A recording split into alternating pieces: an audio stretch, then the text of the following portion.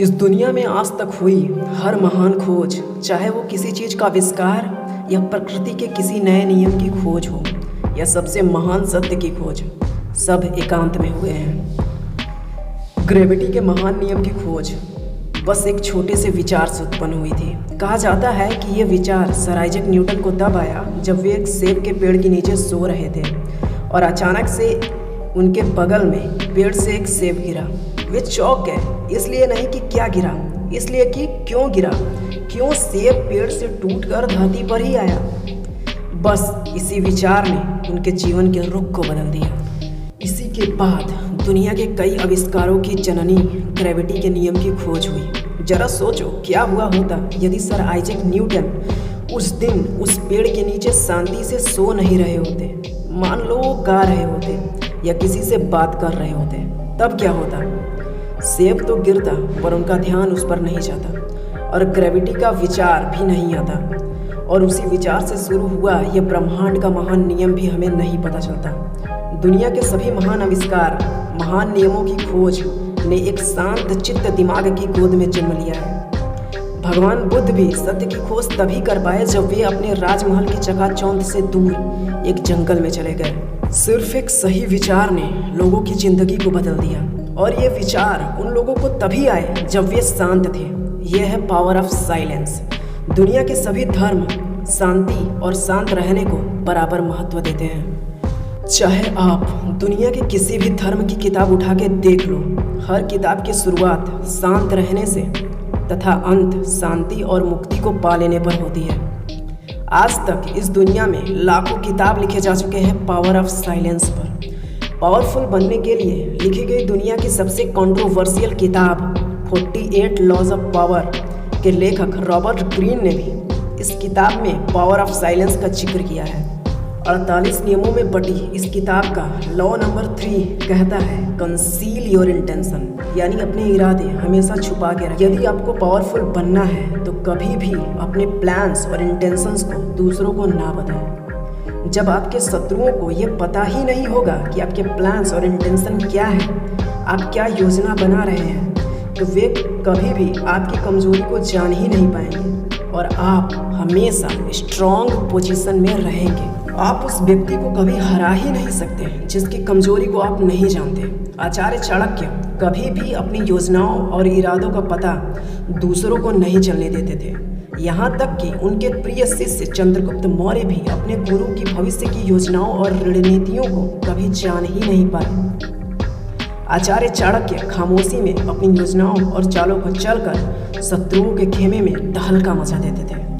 Work hard in silence, let your success makes noise. 48 laws of power के law number 4 के मुताबिक always say less than necessary, यानी आपको powerful बनना है तो हमेशा ज़रूरत से कम बोलो, ना ही ज़रूरत से ज़्यादा और ना ही ज़रूरत भर, हमेशा ज़रूरत से कम।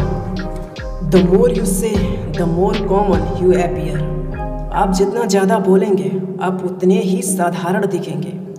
जब आप ज़रूरत से कम बोलते हैं तो आप रियलिटी से ज़्यादा बुद्धिमान, महान और शक्तिशाली दिखने लगते हैं। जब आप कम बोलते हैं तो साधारण लोगों के बीच में असाधारण बन जाते हैं। कम बोलकर आप अपने शक्ति को कई गुना बढ़ा लेते हैं। आचार्य चाणक्य ने एक बार कहा था, जो इंसान ये जानता है कि क्या, कब और कहाँ बोलना है, उसे सफल होने से कोई नहीं रोक सकता।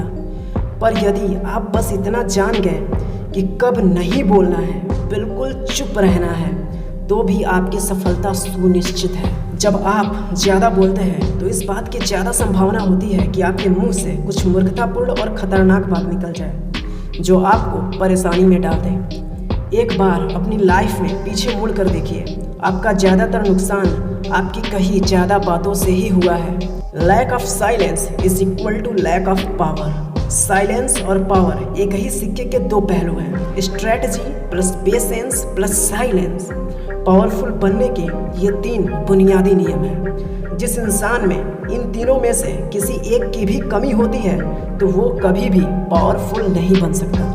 जहाँ एक ओर साइलेंस मूर्खतापूर्ण सवालों का सबसे बढ़िया जवाब है, तो वहीं दूसरी ओर साइलेंस एक सच्चे ज्ञान की निशानी है। आपने एक कहावत तो जरूर सुनी होगी, अधजल गगरी छलकत जाए। यानी जिस इंसान के पास कम ज्ञान होता है वो हमेशा अपने ज्ञान, अपने नॉलेज का दूसरों के सामने शो ऑफ करता रहता है। इसके एग्जाम्पल आपको मार्केट में कई मिल जाएंगे। आसपास देखो, आपको ऐसे बहुत सलाहकार मिल जाएंगे जिनको आता कुछ नहीं है, लेकिन इस कॉन्फिडेंस से बात करते हैं जैसे इनसे बड़ा ज्ञानी इस दुनिया में कोई है ही नहीं। वहीं दूसरी ओर जिनके पास ज़्यादा ज्ञान, नॉलेज और विजडम होती है वे अक्सर एक पूरी तरह से भरे घड़े की तरह शांत होते हैं। Silence is the sign of true wisdom. दुनिया के महान लोगों को आप देख लो, अक्सर वे आपको पूरी तरह से शांत चित्त मुद्रा में नजर आएंगे। तो आप अक्सर उनके चेहरे पर एक तेज और उनकी वाणी में एक ओज को पाएंगे। यानी उनके चेहरे की चमक और आवाज़ का गहरापन उनकी सबसे पहली आइडेंटिटी होती है।